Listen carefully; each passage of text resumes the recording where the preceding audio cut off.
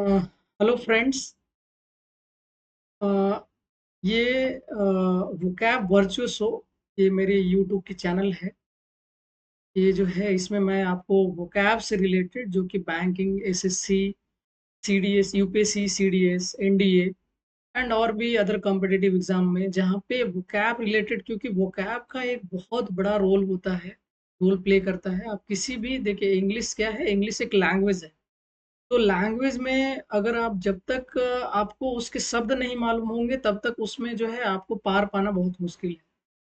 मतलब आप सिर्फ ग्रामर से आप जो है वो किसी भी कोई भी कॉम्पिटिटिव एग्जाम निकालना बहुत मुश्किल है, अनटिल अनलेस आपको जो है उसके शब्द नहीं मालूम। तो किसी भी लैंग्वेज को सीखने के लिए सबसे पहले उसके शब्दों को सीखना पड़ेगा। तो इसलिए ये जो है मैंने वोकैब से स्टार्ट किया है। मैं धीरे-धीरे आपको ग्रामर और अदर थिंग्स जो भी आपको जहाँ भी प्रॉब्लम्स आता है इंग्लिश से रिलेटेड, तो मतलब ज़ीरो से हीरो आप कैसे बन सकते हैं, वो एक मेरी सीरीज़ है। मैं I am already selected through CGL 2016 and currently working as AAO assistant accounts officer. तो आप देख सकते हैं कि ये मेरी एक छोटी-सी कोशिश है कि कोई भी जो है, जो ये सोचता है कि इंग्लिश हम नहीं कर पाएँगे या हमसे नहीं हो पाएगा, तो वैसे लोगों के लिए जो है मेरा एक मुहिम है कि मैं जो है उनको भी ज़ीरो से हीरो बना सकता हूँ। क्योंकि मैं ऑलरेडी खुद मैं एक बहुत ही मतलब वोकैब्युलरी ना के बराबर मतलब था, जिसमें मैंने जो है आज एक अच्छा खासा वोकैब्युलरी है, जो वोकैब्युलरी मैंने याद कर रखा है। तो वो मैंने कैसे याद कर रखा है, मेरा स्ट्रैटेजी क्या था, वो सारा मैं आपसे शेयर करूँगा। फिलहाल मैंने एक 3 शब्द लिया है कैब का, जो कि इम्पोर्टेंट है, उसके साथ कुछ सिनोनिम्स हैं।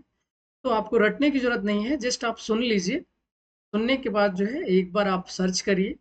आप सर्च करके एक बार उसको बुकमार्क कर लीजिए। आपके पास कोई भी डिक्शनरी अगर आप जो यूज़ करते हैं, उस डिक्शनरी में आप बुकमार्क कर लें और उसको जो है एक सोते समय एक बार देख लें और जागते समय एक बार देख लें। बस that's it. This is the only strategy. बाकी मैं और भी स्ट्रैटेजी आपको बताऊँगा, कैसे आप वोकैब को रिटेन कर सकते हैं, कैसे आप उसको याद कर सकते हैं। क्योंकि रटने से जो है कभी भी ये वोकैब इतना है, एक मतलब शब्द इतने हैं इंग्लिश के कि आप एक-एक शब्द को रट नहीं सकते। तो उसका भी तरीका बताऊँगा कैसे आप। तो चलिए, पहला हमारा शब्द जो है उसमें जैसा कि स्क्रीन में आप देख सकते हैं, तो वोकैब वर्चुअसो एक चैनल, मेरा यूट्यूब चैनल है। आपको वहाँ पे जा कर के इसको चेकआउट कर सकते हैं। तो पहला जो शब्द है उसमें रैवेनस। रैवेनस का मतलब होता है बहुत भूखा। मतलब रैवेनस आप देख सकते हैं, इमेज मैंने एक रखा हुआ है। इस इमेज में आपको देख सकते हैं कि ये किस तरह से भूखा है। तो आप इमेज भी आप बहुत सारी चीज़ों को आप इमेज के फॉर्म में याद कर सकते हैं। आपका ध्यान, अरे हमने ये शब्द वहाँ पे इससे रिलेट करके आपको याद करना होगा। तो रैवेनस जो है, इस इमेज को देखने से लग रहा है कि ये जो है रैवेनस को बता रहा है, दर्शा रहा है। तो रैवेनस का बहुत सारे सिनोनिम्स मैंने दे रखा है, जैसे हंग्री, स्टार्विंग, भूख से तड़पता हुआ, वोरासियस, वोरासियस मतलब पेटू, बहुत ज़्यादा खाने वाला, है ना? वोरासियस रीडर भी बोलते हैं, जो बहुत ज़्यादा पढ़ते हैं। इनसैटिएबल, इनसैटिएबल का मतलब होता है अतृप्त, असंतुष्ट, है ना? सैचुरेशन, सैटिएट, इनसैटिएट, ऐसा। ग्रीडी, ग्रीडी का मतलब लालची, पता होगा आप लोग। फैमिस्ट मतलब भूखा प्यासा, फैमिस्ट। फेमाइन याद रख सकते हैं इससे। फेमाइन का मतलब होता है अकाल। तो डिजायरस, इच्छुक, है ना? डेवरिंग, डेवर का मतलब होता है निगल जाना, पूरा जो है ऐसा। डेवर मतलब जैसे व्हेल है या फिर और भी अ, जो बड़ी बड़ी मछलियां हैं, वो डेवर मतलब छोटी छोटी मछलियों को निगल जाती है।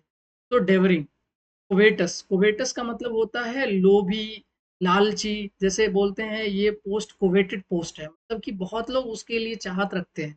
तो दैट इज कोवेटेड पोस्ट। कोई भी बहुत सारे सीरियल में ऐसे पोस्ट हैं जो कोवेटेड पोस्ट। ग्लटनस, पेटू, ग्लटन ये आ भी चुका है ऑलरेडी, ये पूछ चुका है वन वर्ड सब्स्टिट्यूशन में। तो इसका एग्जांपल देखें तो after hiking all day we were ravenous and devoured the entire meal in. देखिए इसी में दो शब्द आपको मिल गया, रैवेनस भी मिल गया और डेवर्ड भी मिल गया। तो डेवर का मतलब निगल जाना, रैवनस का मतलब बहुत भूखा। तो मतलब हाइकिंग का मतलब होता है, हाइकिंग भी ऑलरेडी पूछा हुआ है, एसएससी में आ चुका है। तो हाइकिंग का मतलब होता है किसी से लिफ्ट लेकर के, है ना, आपको कहीं जाना, फ्री लिफ्ट लेकर के जाना, है ना। तो hiking all day we were ravenous, मतलब हम लोग जो है इतने भूखे हो गए थे कि हमने जो है मतलब मिनटों में ही अपना सारा मील खत्म कर दिया। दैट इज डेवर्ट, है ना। तो नेक्स्ट हमारा जो शब्द है वो है ऑप्यूलेंट। ऑप्यूलेंट का मतलब होता है धनी, ये भी ऑलरेडी पूछा जा चुका है, यूपीएससी में भी आया हुआ है, सीडीएस में, डीआरडीओ में भी आया हुआ है। तो ऑप्यूलेंट, ऑप्यूलेंट का मतलब होता है धनी, समृद्ध, लग्जरियस, लग्जूरियस, है ना। इसके बारे में मैं बाद में बताता हूँ, एक इम्पॉर्टेंट ये है, दोनों के बीच कंपैरिजन है। तो बाकी इसका और भी सिनोनिम्स देखते हैं। तो लैविश, सम्पचुअस, वेल्दी, एक्स्ट्रावैगेंट, रिच, तो ये सारे इसके सिनोनिम्स है। बाकी सबको मालूम होगा, एक सम्पचुअस इंपॉर्टेंट वर्ड है, याद रखिएगा। एक्स्ट्रावैगेंट भी इंपॉर्टेंट वर्ड है, ये भी याद रखिएगा। एक्स्ट्रावैगेंट का मतलब होता है खर्चीला, बहुत ज्यादा जो खर्चा करता है। एक्स्ट्रावैगेंजा इसी से आया है, खर्चीलापन। ठीक है। तो इसी से रिलेटेड एक एग्जांपल देख लीजिए। He own several sports cars and has an opulent lifestyle. यहाँ पे थोड़ा सा हैज दो बार हो गया है, गलती हो गई है, तो हम ठीक कर देंगे। तो हैज एन ऑप्यूलेंट लाइफस्टाइल मतलब ये जो है इसके पास बहुत सारे स्पोर्ट्स कार्स हैं। तो ये जो है एक वेल्दी जीवन जी रहा है, एक धनी जीवन जी रहा है, समृद्ध जीवन जी रहा है। ठीक है। तो इसी में एक दो शब्द है, लग्जूरियस एंड लग्जूरियंट।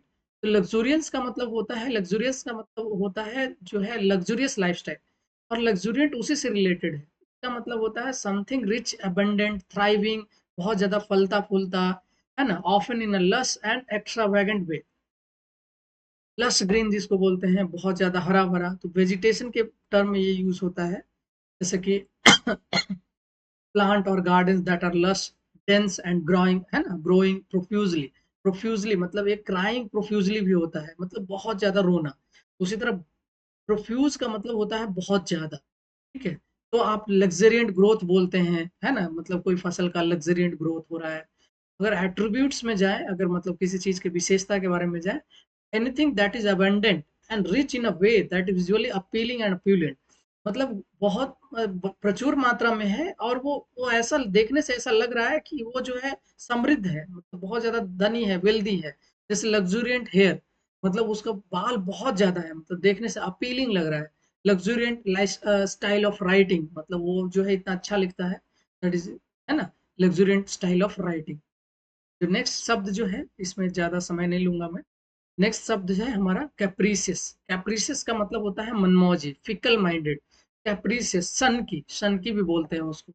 तो उसका एग्जांपल आप देख सकते हैं, her capricious decision made it hard to predict what she would do next. मतलब उसका जो कैप्रीसियस डिसीजन है, तो वो जो है उससे मतलब उसके कैप्रीसियस डिसीजन की वजह से जो है वो नेक्स्ट क्या करेगी, या जो है प्रिडिक्ट करना बहुत ही मुश्किल है। तो उसका सिनोनिम्स आप देख सकते हैं, फिकल, चंचल, इस तरह, विम्सिकल, ख्याली, है ना। विम्सिकल मतलब जो मनमाने ढंग से करता है। ये अनप्रिडिक्टेबल, अप्रत्याशित, जिसके बारे में कल्पना नहीं की जा सकते, अप्रत्याशित।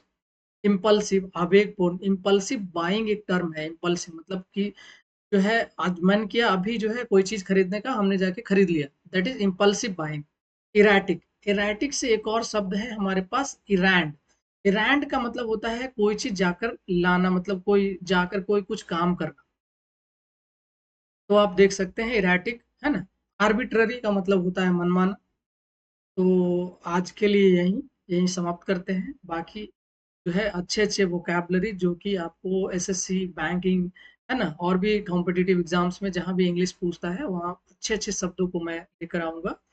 तो आप लोग जो है कृपया चैनल पे बने रहें, और जो है ऐसा चेकआउट करते रहें। मैं बराबर वीडियोस डालते रहूंगा, जो कि आपको वोकैब से रिलेटेड जो है कोई भी प्रॉब्लम नहीं होगा, और इंग्लिश से रिलेटेड भी कोई भी प्रॉब्लम नहीं होगा, ये मेरी पूरी कोशिश रहेगी। धन्यवाद।